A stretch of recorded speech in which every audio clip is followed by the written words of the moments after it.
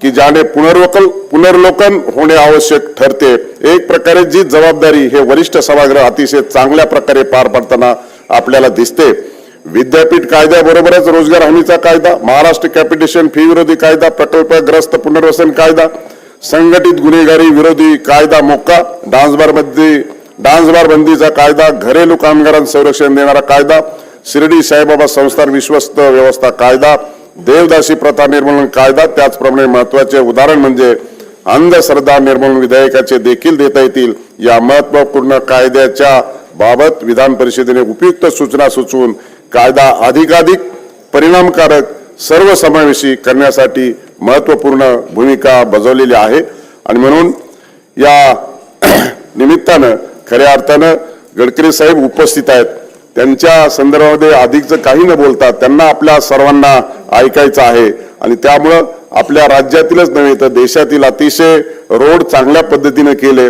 आणि पूर्वीच्या कालखंडामध्ये ज्यावेळेस राज्यात सार्वजनिक बांधकाम मंत्री असताना उड्डाणपुलाची संकल्पना आणली त्यावेळेस ते काही अंशी प्रथम सुकृतदर्शनी ते टीकेचं लक्ष झालं, पण आज देखील आपल्याला मुंबईकरांना श्वास या ट्रान्सपोर्टेशनच्या आणि गर्दीच्या माध्यमातून या 55 पुलाच्या माध्यमातूनच खऱ्या अर्थानं उपयोगात येतो। आणि अशा अतिशय पुणे मुंबई द्रुतगती मार्ग देखील त्यांच्या माध्यमातून झाला आणि म्हणून अतिशय विकासाभिमुख असलेलं व्यक्तिमत्व आज आपल्याला संवाद साधणारे माननीय राज्याचे मुख्यमंत्री देखील आपल्याशी संवाद साधणारे, उपमुख्यमंत्री देखील संवाद साधणारे। म्हणून अशा या प्रसंगी गडकरी साहेब मुख्यमंत्री उपमुख्यमंत्री यांनी या दुसऱ्या ग्रंथाच्या प्रकाशन सोहळ्याच्या प्रसंगी वेळ उपलब्ध करून दिला। त्यांचं पुन्हा एकदा आपणा सर्वांच्या वतीनं विधान परिषदेच्या वतीनं मी मनपूर्वक असं स्वागत करतो आणि माझ्या वाणीला विराम देतो। जय हिंद, जय महाराष्ट्र। आता ज्या सुवर्ण क्षणांची आपण वाट बघत आहोत ते म्हणजे आपल्या ग्रंथाचं प्रकाशन। व्यासपीठावरील सर्व महनीय नेत्यांना, माननीय मुख्यमंत्री महोदय, माननीय केंद्रीय मंत्री महोदय, सर्वांना विनंती करतो की आपण या विधान परिषद शतक महोत्सव मालिकेतील द्वितीय ग्रंथाचं प्रकाशन आपल्या सर्वांच्या शुभ हस्ते करावं। विधान परिषदेची संमतीने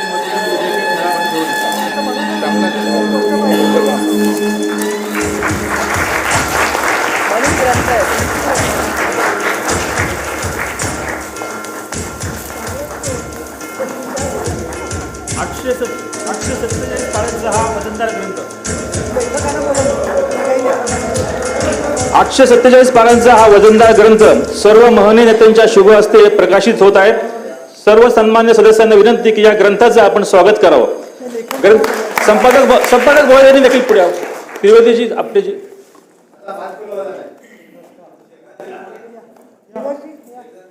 मुकादम या पुढे।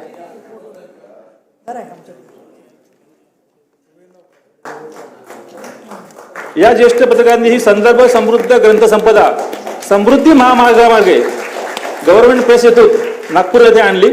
सर्वांचं त्या ठिकाणी टाळ्यांच्या गजरात स्वागत, अभिनंदन। सर्वांना खूप खूप धन्यवाद।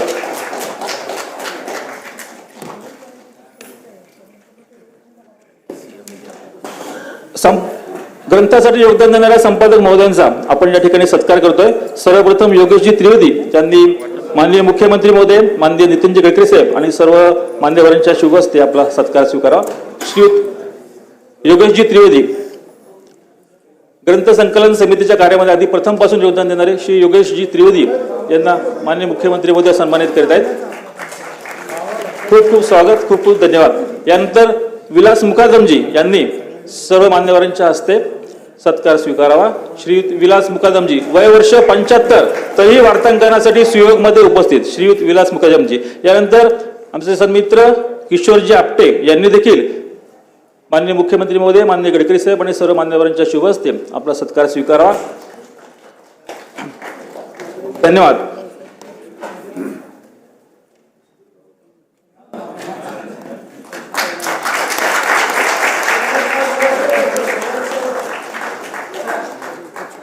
आदरणीय अजितदादांनी योगेशजी त्रिवेदी यांच्या शाल घेऊन सन्मान केलेला आहे। धन्यवाद आदरणीय दादा।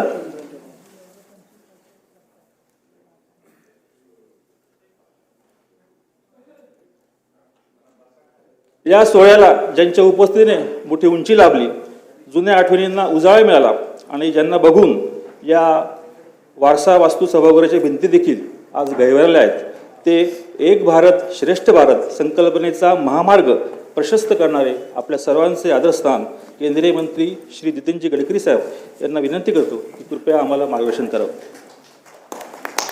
जोरदार टाळ्यांच्या गजरात आपण उपस्थित.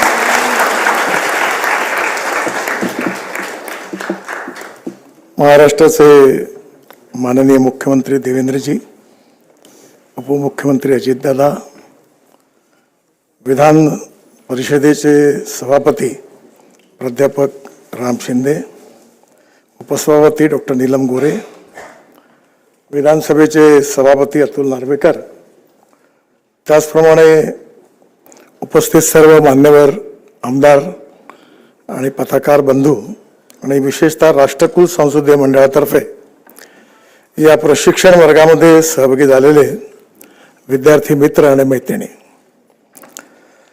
मला अतिशय आनंद झाला की ज्या सभागृहामध्ये शिकण्याकरता मिळालं त्या सभागृहामध्ये पुन्हा एकदा येण्याची संधी मिळाली. विधान परिषद सभागृह हे मी आयुष्यात विसरू शकत नाही, कारण 18 वर्ष जे काही आज मी कमवू शकलो, मिळवू शकलो, तो सगळा अनुभव या सभागृहात मिळाला. मी सभापती राम शिंदे आणि नीलमताईंना धन्यवाद देईल की त्यांनी हा इतिहास संकलित केला. आणि हा याकरता महत्त्वाचा आहे की राष्ट्रकुल संसदीय मंडळाच्या वतीने दरवर्षी अधिवेशनाच्या दरम्यान या ठिकाणी अनेक विद्यार्थी येतात. आणि मी ज्यावेळी 10व्या वर्गात होतो त्यावेळी बाळासाहेब भारदे या ठिकाणी सभापती होते. त्यावेळी एक विद्यार्थी म्हणून त्यावेळी मी या सभागृहात आलो होतो, त्याची मला आठवण झाली. आजचं हे सभागृह होतं विधान परिषदेचं आज जे आहे, मी ज्यावेळी सदस्य बनलो त्यावेळी आमच्या नागपूर विभागातून देवेंद्रजींचे वडील गंगाधरराव फडणवीस हे आमदार होते आणि त्यांच्या आकस्मिक निधनानंतर झालेल्या पोटनिवडणुकीत मी विधान परिषदेत निवडून आलो.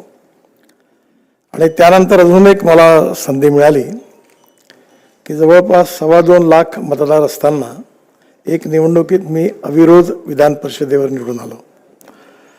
त्यामुळे या 18 वर्षामध्ये या सभागृहातल्या छोट्या छोट्या गोष्टी आजही माझ्या लक्षात आहेत. सभागृहामध्ये मी विशेषतः आताच राम शिंदे साहेबांना विनंती करीन की या सभागृहामध्ये जी भाषणं झाली ती सगळीच गुणात्मकरित्या खूप श्रेष्ठ होती. याचा अर्थ विधानसभेत उत्तम चर्चा होत नाही असं मला म्हणायचं नाही आहे, पण हे सभागृह ज्येष्ठांचं सभागृह असल्यामुळे या सभागृहातल्या चर्चा फार गुणात्मकरित्या पाहिजे, नियमाचा किस पडायचा. आणि मला आठवतं एकदा विष्णुअण्णा पाटील त्यांचे चिरंजीव इथे आमच्यावर विधान, ते एक दिवस मला म्हणाले, कुठे अभ्यास करता, कुठून येता, किती बोलता, किती डोकं दुखवता, माझ्यासारख्याला पागल व्हायची वेळ आली म्हणा, म्हणजे असं ते गमतीने म्हणाले होते. इतकी चर्चा व्हायची की एकदा आम्ही विधानसभा अधिवेशन संपलं, पण त्याचं नियमावर बोट ठेवून आम्ही सुशील कुमार शिंदे मुख्यमंत्री होते, त्यांना पुन्हा विधानमंडळाचं अधिवेशन बोलावं लागलं. अशी नामुष्की सरकार आली, त्याचा उपयोग केला, पुन्हा आले वापस. त्यामुळे नियमाची लढाई व्हायची. या सभागृहामधलं सगळ्यात मोठं, सगळ्यात लक्षात ठेवण्यासारखं काही असेल तर विशेषतः यशवंतराव चव्हाण, वसंतदादा पाटील, जमशेदजी टाटा यांच्या निधनानंतर या सभागृहात त्यांच्यावर झालेली भाषणं. आणि यामध्ये स्वर्गीय प्रमोद नवलकर हे उत्तम मराठी साहित्यिक होते आणि त्यांनी वसंतदादांबद्दलचं, यशवंतराव चव्हाणांबद्दल केलेलं भाषण हे खरं म्हणजे डोळ्यात पाणी आणण्यासारखं होतं. आम्ही ते विसरूच शकत नाही. टाटांच्या मृत्यूनंतर, जमशेदजी टाटांच्या, त्यावेळी या सभागृहाने श्रद्धांजली, त्यातली भाषणं, केवळ श्रद्धांजलीची भाषणच हा एक इतिहास आहे. कारण प्रबोधन, प्रशिक्षण आणि रिसर्च, संशोधन या त्रिसूत्री लोकशाहीमध्ये खूप महत्त्वाचे आहेत. आणि आता ही भाषणं झाली, हा जरी भूतकाळ असला तरी वर्तमान काळामध्ये त्याचं अध्ययन करून भविष्याकरता भूमिका ठरवण्याकरता त्याचा उपयोग होतो. या सभागृहामध्ये विशेषतः ज्या ज्या प्रकारे विदर्भ मराठवाड्याचा अनुशेष त्याची चर्चा तर बऱ्याच वेळा व्हायची. दादा त्या काळात अर्थमंत्री होते, त्यावेळी बी.टी. देशमुख आणि मी आम्ही सगळेजण विदर्भ मराठवाड्यातले आमदार एकत्र करून सातत्याने संघर्ष करायचो. त्यावेळचे राज्यपाल महोदय डॉक्टर अलेक्झांडर यांच्याकडे जायचो आणि शेवटी शासनाला मागासल्या भागाकरता अनुशेष दूर करण्याकरता आदेश काढावे लागले. मला एक गोष्ट लक्षात आली की काही वेळा अशी स्थिती आली की एखादा मंत्री जर आपल्या विभागात काम करू शकत नसेल तर तो आमच्या कानात सांगायचा की तुम्ही प्रश्न विचारा किंवा लक्षवेधी लावा, मी उत्तर देतो. कारण ते जर रेकॉर्डवर आलं तर ते सरकारला करावं लागायचं, पण त्याला डायरेक्ट करण्यामध्ये अडचण होती. म्हणजे जे मंत्रीही करू शकत नाही ते या सभागृहातल्या प्रश्नांनी आणि लक्षवेधीने अनेक गोष्टी साध्य झाल्या. विशेषतः शेतकऱ्यांचे प्रश्न असतील, साहित्य, संस्कृती, कला, शिक्षण या सगळ्या विषयामध्ये विस्तृतपणे चर्चा व्हायची आणि ही चर्चा अतिशय गुणात्मक व्हायची. स्वर्गीय जयंतराव टिळक सभापती होते, ते उत्तम पत्रकारही होते. त्यांचं वर्तन व्यवहार हा लोकशाही परंपरांना आदर्शित करणारा होता. त्यानंतर गवई साहेब होते, नासो फरांदे होते, सूर्यबान वहाणे होते. या सगळ्या काळामध्ये मला या सभागृहात काम करण्याची संधी मिळाली आणि एक नवीन निवडून आलेला आमदार म्हणून आणि नंतर विरोधी पक्षनेता म्हणून देखील काम करण्याची संधी मिळाली. एक वेळा सभागृहात असं झालं की विलासराव देशमुख आणि प्रबोध नवलकर यांच्यात चर्चा सुरू झाली प्रश्नोत्तराची. हे प्रश्न विचारायचे एक वाक्याचे, ते एक वाक्याचं उत्तर द्यायचे. असं करता करता 5-7 मिनिट झाले. कारण विलासराव ही अतिशय उत्तम वक्ते होते आणि नवलकरही अतिशय उत्तम आणि अभ्यासू वक्ते होते. शेवटी जयंतराव टिळक उभे राहिले आणि म्हणाले सामना बरोबरीत संपला. दोघांचं कौशल्य, एकाचा प्रश्न विचारण्याचं आणि एका उत्तर देण्याचं, हे त्या काळात बघायची संधी मिळाली. या सभागृहामधल्या अनेक चर्चांमध्ये विशेषतः सभागृहात अनेक ज्या सूचना झाल्या त्या सरकारने स्वीकारल्या. याचं कारण त्यात पक्षीय अभिनिवेश नव्हता. खरं म्हणजे लोकशाही आपली ज्या 4 स्तंभावर उभी आहे, एक म्हणजे इंडिपेंडेंट, इम्पार्शल आणि फेअर ज्युडिशरी, दुसरी आपली लेजिस्लेटिव्ह विंग, तिसरी एक्झिक्युटिव्ह विंग म्हणजे आपले अधिकारी, आणि चौथी जी आहे ती मीडिया आहे. आणि हे 4 स्तंभ जे आहे यांच्या संविधानाने आपल्या अधिकार आणि कर्तव्य जबाबदाऱ्या स्पष्ट केलेल्या आहेत. आणि त्याप्रमाणे काम करत असताना विशेषतः सभागृहामध्ये ज्या चर्चा होतात त्यात पक्षीय अभिनिवेश दूर ठेवून राज्याच्या आणि जनतेच्या हिताकरता अनेक वेळा अनेक निर्णय घेत असताना या सभागृहाच्या चर्चा अतिशय उत्तम रीतीने आपल्या राज्याकरता उपयोगी ठरल्या. खरं म्हणजे एवढं मोठं पुस्तक निघालं आणि मला आता त्या काळातले योगेशजी आणि विलासजी हे दोघं त्या काळात होते तेवढे माझ्या लक्षात आहे. पण आता त्यावेळेचे कोणी आमदार बहुतेक आता आहेत नाहीत काही लक्षात नाही. पण एक या सगळ्या इतिहासामध्ये अनेक लोक काळाच्या ओघात निघून गेले. कारण ज्याचा जन्म होतो त्याचा मृत्यू अटळ आहे, हा यावतचंद्र दिवाकरू नियम, याला कोणीही अपवाद नाही. आणि म्हणून तो जीवनात जगला किती यापेक्षा जीवन जगला कसा हे जास्त महत्वाचं आहे असं लोकमान्य टिळकांनी सांगितलं आहे. त्यामुळे संसदीय लोकशाहीच्या इतिहासामध्ये जनतेकरता, रयतेच्या कल्याणाकरता ज्या लोकांनी या ठिकाणी अतिशय प्रभावीपणे आवाज उचलला त्या सगळ्यांचं जे काही एकंदरीत चित्र आहे, जे आपण सगळ्यांनी या ठिकाणी जे मांडलं आणि ज्या सरकारने संवेदनशील सरकारने निर्णय पण घेतले आणि त्याचे परिणाम समाज मनावर अनेक ठिकाणी बघायला मिळाले. दुष्काळाची स्थिती आली तर अनेक वेळा अनेक मार्गाने आवाज उठवला, अनेक वेळा संघर्षाचंही स्वरूप आलं. या सभागृहामधली एक सुंदर गोष्ट आहे की त्या काळामध्ये छगन भुजबळांच्या नेतृत्वाखाली पहिल्यांदा शिवसेना फुटली आणि त्यावेळी 7-8 आमदार जे शिवसेनेत ते गायब झाले होते, कुठेच नव्हते. कुठे गेले कोणाला माहिती नव्हतं. आणि अचानक त्यावेळी सुधाकर नाईक मुख्यमंत्री होते आणि अचानक ते सगळे आमदार या विधानसभेत ते मागच्या दाराने एकदम प्रकट झाले. त्यावेळी विरोधी पक्षात आपल्यातून आमदार फुटले याबद्दलची नाराजी होती. सत्तारूढ पक्षात त्यांना संरक्षण होतं आणि त्याच्यात भरपूर गदारोळ झाला आणि मग शेवटी चर्चा अपूर्ण आली, पण सभागृह स्थगित झालं होतं. अशा अनेक गोष्टी आहेत. पदमसिंग पाटील बहुतेक गृहमंत्री होते. म्हणजे या सगळ्या सभागृहातले अनेक काही गोष्टी अशा आहेत, काही आनंदाच्या आहेत, काही कुठेतरी कटुस्मृती आहेत, वादविवाद झालेत. पण एक गोष्ट मात्र महाराष्ट्राची विशेषता आहे आणि तुम्हाला ही महाराष्ट्रात राहून कधीच लक्षात येणार नाही. मी जेव्हा लोकसभेमध्ये होतो तेव्हा मनोहर जोशींचा एक सत्कार झाला. त्यावेळी शरद पवार साहेबांना आम्ही सगळे एकत्रित मुंबईला होतो. तर मुलायम सिंग यादव ते आता वारलेत, मोठे नेते होते. ते मला बोले, नितिन तुम मनोहर जोशी के सत्कार में तुम और शरद पवार साथ में थे? बोला हाँ. बोले आपके यहाँ ऐसा होता है? बोला हाँ होता है. बोले कैसे होता है?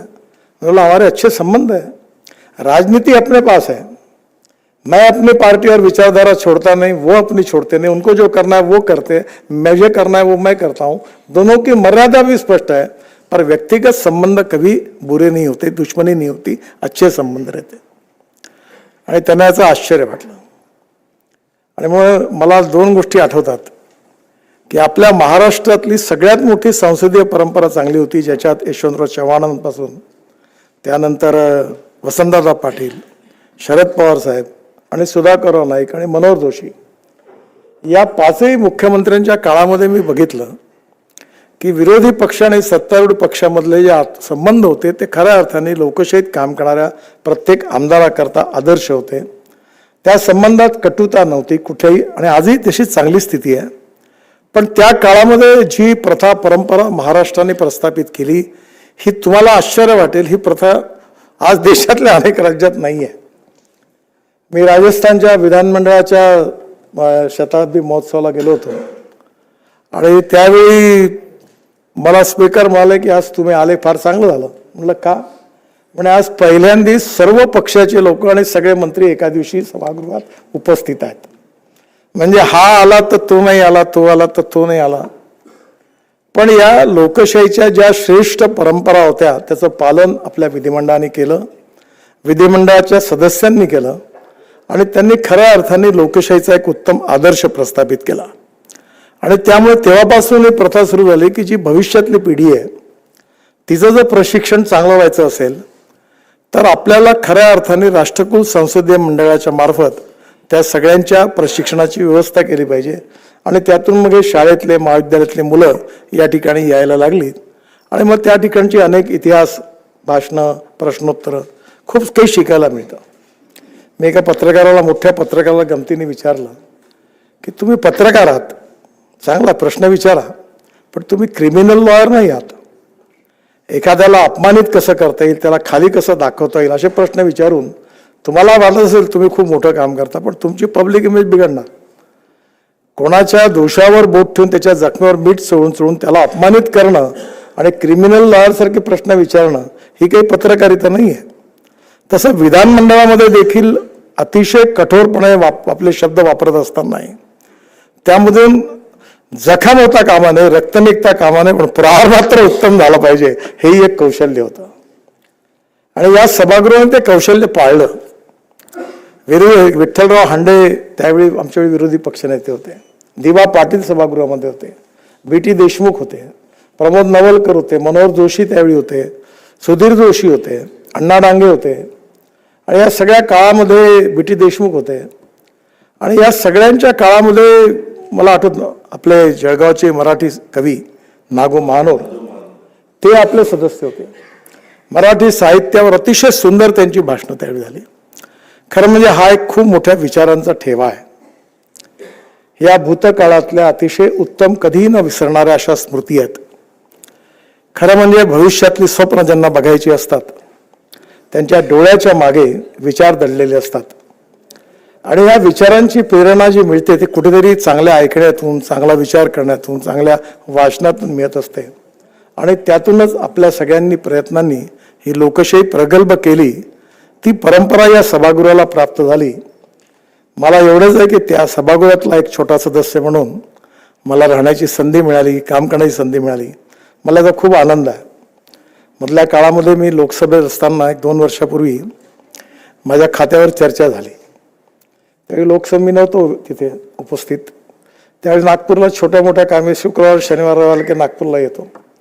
तर त्यावेळी मला ओम बिर्ला साहेबांचा फोन आला आणि ते मला म्हणाले, तुम्ही कुठे आहात?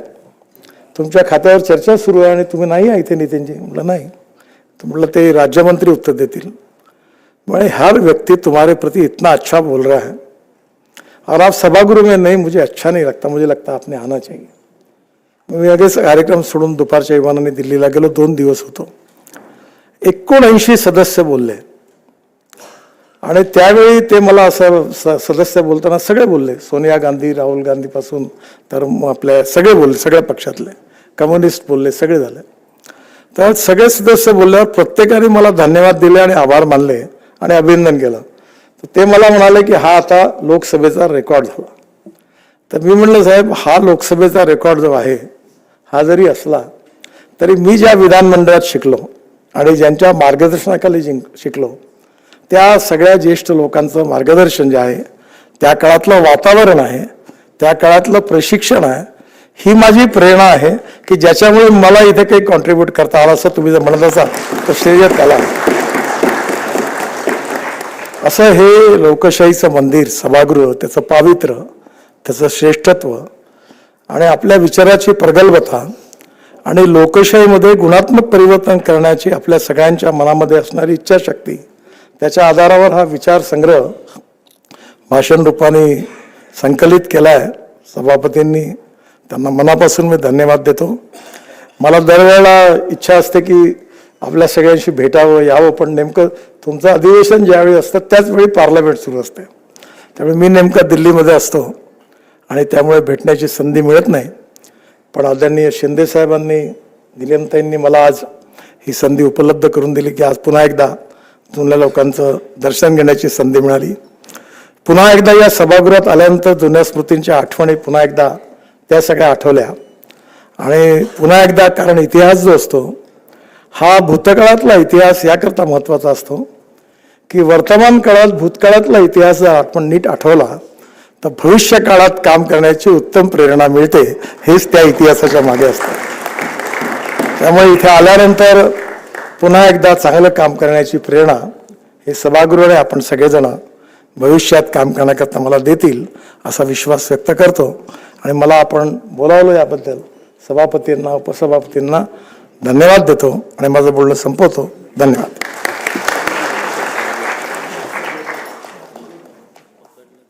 स्मृतींची जाळता पाने, बाष्पांध होती लोचने. आदरणीय गडकरी साहेबांनी सभागृहाशी संबंधित अनेक आठवणी जागवल्या. तो ठेवा यापुढील काळात सर्वांना चिरंतन प्रेरणेचा स्रोत ठरेल अशी अपेक्षा व्यक्त करतो. उपमुख्यमंत्री एकनाथजी शिंदे साहेब हे देखील आजच्या कार्यक्रमाला उपस्थित राहणार होते, परंतु काही कारणामुळे ते येऊ शकले नाहीत. त्यांनी आपल्या कार्यक्रमासाठी शुभेच्छा दिल्या आहेत. माननीय सभापती महोदयांच्या अनुमतीने या शुभेच्छा आपण आपल्या कार्यवृत्ताचा भाग करून घेऊ. सुदृढ आणि संवेदनशील संसदीय लोकशाहीला विद्वज्जनांची चर्चा, सखोल विचारमंथन आणि decision out of the discussion यांचे नेहमीच आकर्षण असते. या परंपरेतील नव्या युगाचे भाष्यकार पंडित दीनदयाळजी उपाध्याय यांचा एकात्म अनुवाद आणि सर्वसमावेशी लोकविकासाचा मूलमंत्र आपल्या कार्यकर्तृत्वाने सिद्ध करणारे नवोज्ज्वल महाराष्ट्राचे महानायक आदरणीय मुख्यमंत्री श्री देवेंद्र फडणवीस साहेब यांना मी विनंती करतो की कृपया आम्हाला संबोधित करावं.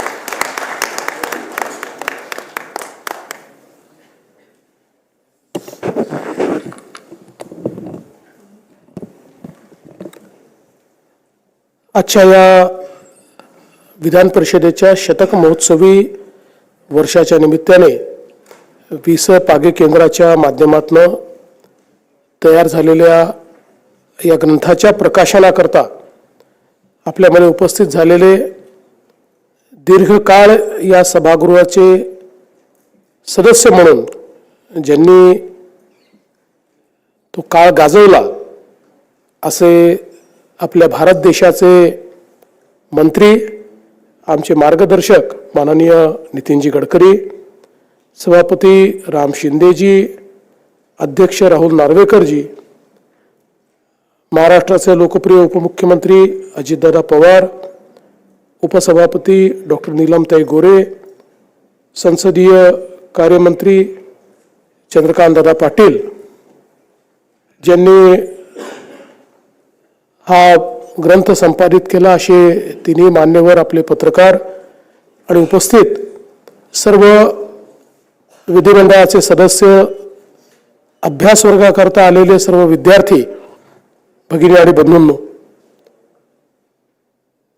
आपल्या विधान परिषदेला 100 वर्ष पूर्ण झाले आणि त्यानिमित्ताने जे काही विविध उपक्रम आहेत त्या उपक्रमाच्या अंतर्गत विधानमंडळात झालेल्या कायदे, ठराव, धोरण या संदर्भातलं एक संकलन करण्याचा विचार माननीय सभापती, उपसभापतींनी केला. ही खरोखर अतिशय आनंदाची गोष्ट आहे. आपलं विधान परिषदेचं सभागृह हे एक अत्यंत ऐतिहासिक अशा प्रकारचं सभागृह आहे. इंग्रजी राजवटीच्या काळामध्ये तयार झालेलं विधान परिषदेचं सभागृह किंवा विधान परिषद, याच्यामध्ये देशातल्या अनेक महनीय लोकांनी या विधान परिषदेचे सदस्य म्हणून काम केलंय आणि विशेषतः आपले संविधानकार भारतरत्न डॉक्टर बाबासाहेब आंबेडकर यांनी देखील दीर्घकाळ या विधान परिषदेचं सदस्य म्हणून काम केलंय. आणि या सगळ्या कालावधीमध्ये प्रथा, परंपरा आणि कायदे याच्या आधारावर विधान परिषदेचं कामकाज चाललं. पण खऱ्या अर्थानं विधान परिषदेला वेगवेगळ्या वेळी तिथे निवडून जाणारे जे सदस्य आहेत त्या सदस्यांनी समृद्ध केलं. आणि खरोखर अनेक प्रसंग असे आहेत की या विधानसभेतल्या डिबेट्सनी कायद्यांना प्रगल्भता आली.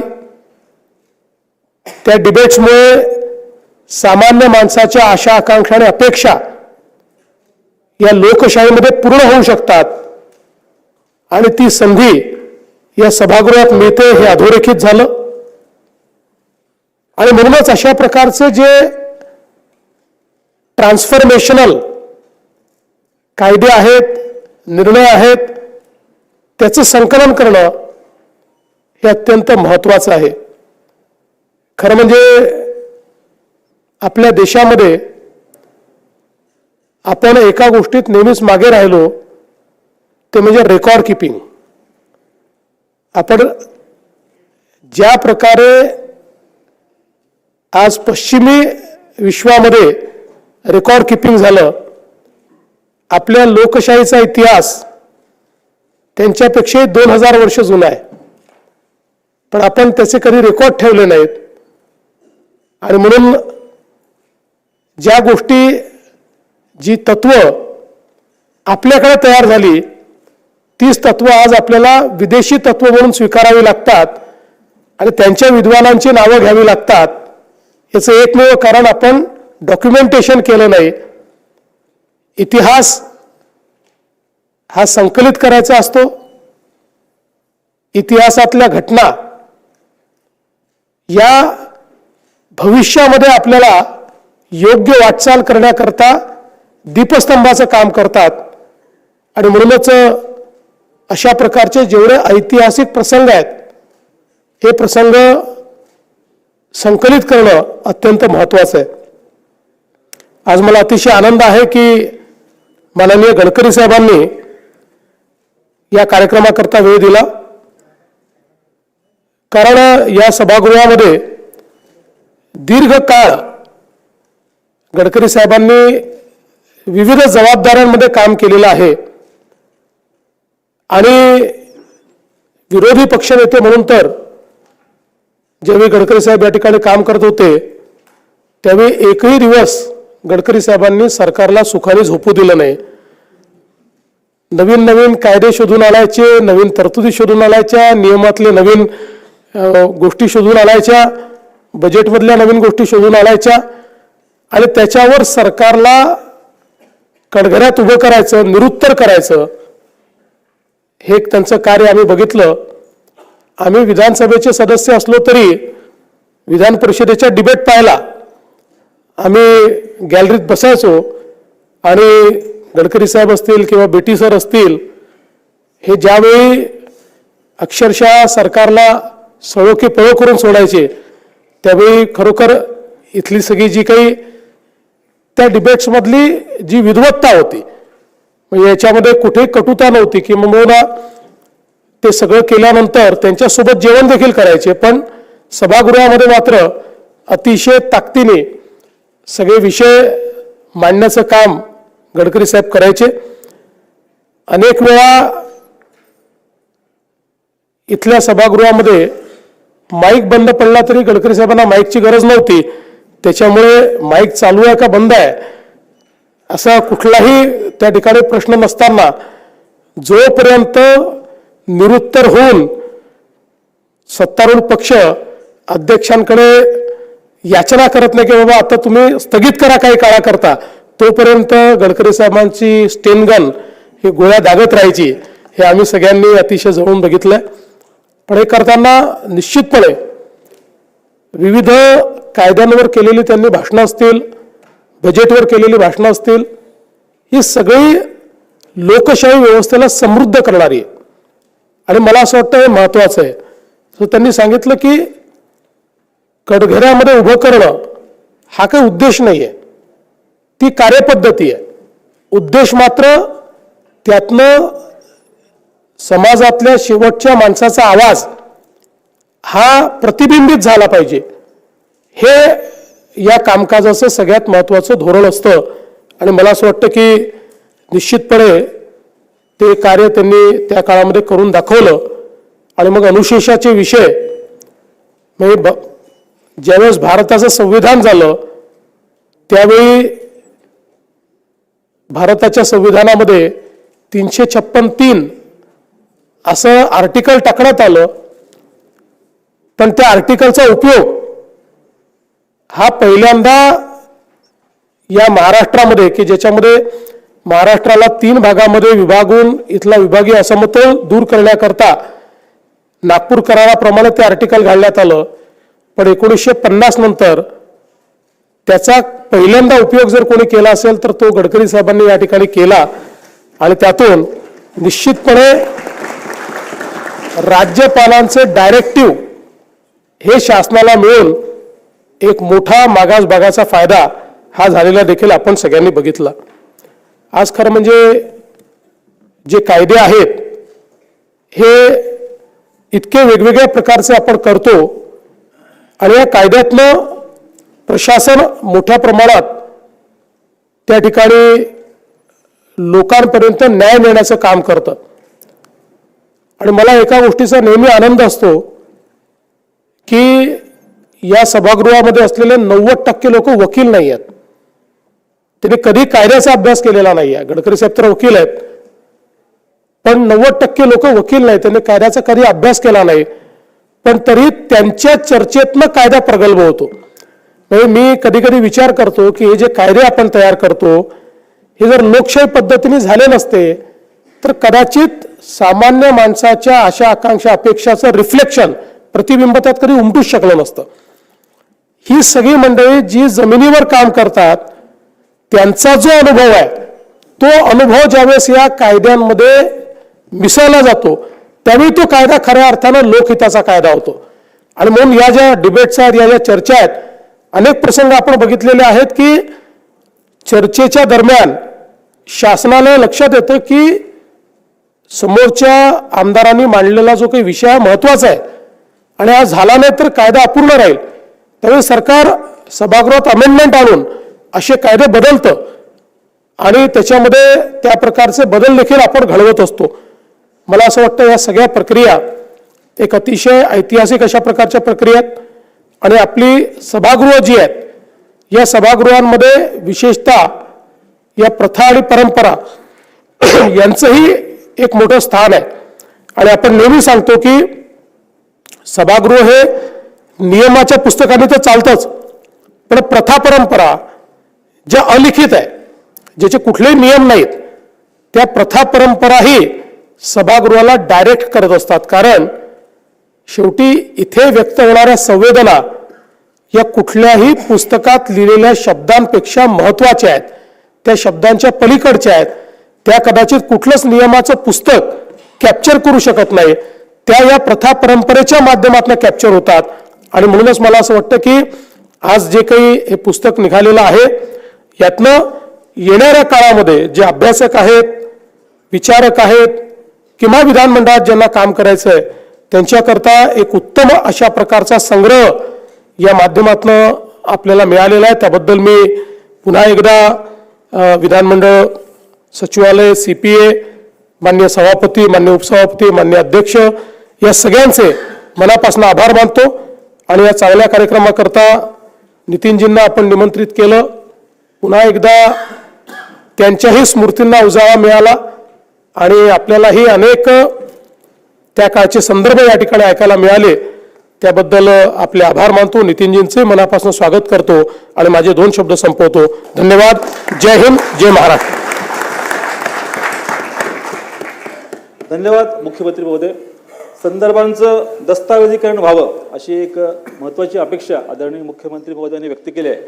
माननीय सभापती महोदय आणि माननीय अध्यक्ष महोदय यांच्या मार्गदर्शनाखाली 20 बागे संसदीय प्रशिक्षण केंद्रातर्फे आपण ही जी प्रक्रिया सुरू आहे ती अधिक गतिमान करू आणि अधिकाधिक संदर्भांचं दस्तावेजीकरण करू अशी ग्वाही आपल्या सर्वांच्या साक्षीने आजच्या या प्रसंगी मी देतो. मगाशी गडकरी साहेबांच्या भाषणामध्ये आदरणीय बाळासाहेब भारदे यांचा त्या ठिकाणी उल्लेख झाला. विधिमंडळाला लोकशाहीच्या मंदिराची उपमा आदरणीय बाळासाहेब भारदेंनी दिली होती. बाळासाहेब भारदे विधान परिषदेप्रमाणेच विधानसभेच्या प्रदीर्घ वाटचालीत बाळासाहेब भारदे हे एकमेव असे अध्यक्ष होते की जे सलग दुसऱ्यांदा विधानसभा अध्यक्षपदी निवडले गेले. त्या विक्रमाची बरोबरी विद्यमान अध्यक्ष महोदयांनी केलेली आहे. आदरणीय विधानसभा अध्यक्ष महोदय राहुल नार्वेकर साहेब यांना मी विनंती करतो की त्यांनी आजच्या या सुंदर सोहळ्याचं समारोप करावा. सर्वांचे आभार मानवेत.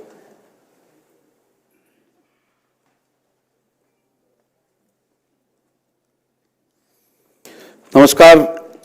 आभार प्रदर्शनाचं भाषण हे 2 मिनिटात उरकायचं असतं याची मला संपूर्ण कल्पना आहे. तसं असतानाही या सभागृहाशी जसं आदरणीय गडकरी साहेबांनी सांगितलं त्यांचा एक विशेष प्रेम किंवा आदर राहिलेला आहे या सभागृहा संदर्भात, तसंच माझीही राजकीय कारकीर्द, संसदीय कारकीर्द याच सभागृहातून सुरू झाली आणि पहिलं अधिवेशन नागपूरमध्येच त्या कोपऱ्यात बसून मी अटेंड केलेलं. त्यामुळे तुमच्या परवानगीने अधिकचा 1 मिनिट घेईन. आजच्या भारतातील संसदीय लोकशाहीच्या वाटचालीत महाराष्ट्र विधान परिषदेचे स्थान अतिशय वैशिष्ट्यपूर्ण आहे.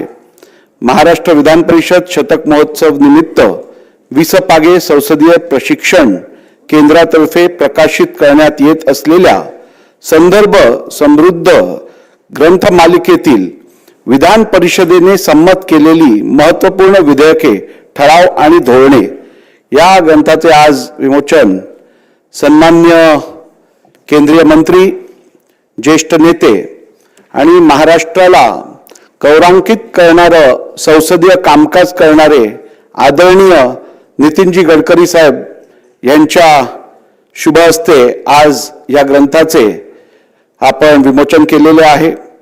त्याचप्रमाणे प्रमुख उपस्थिती आपल्याला लाभलेली आहे.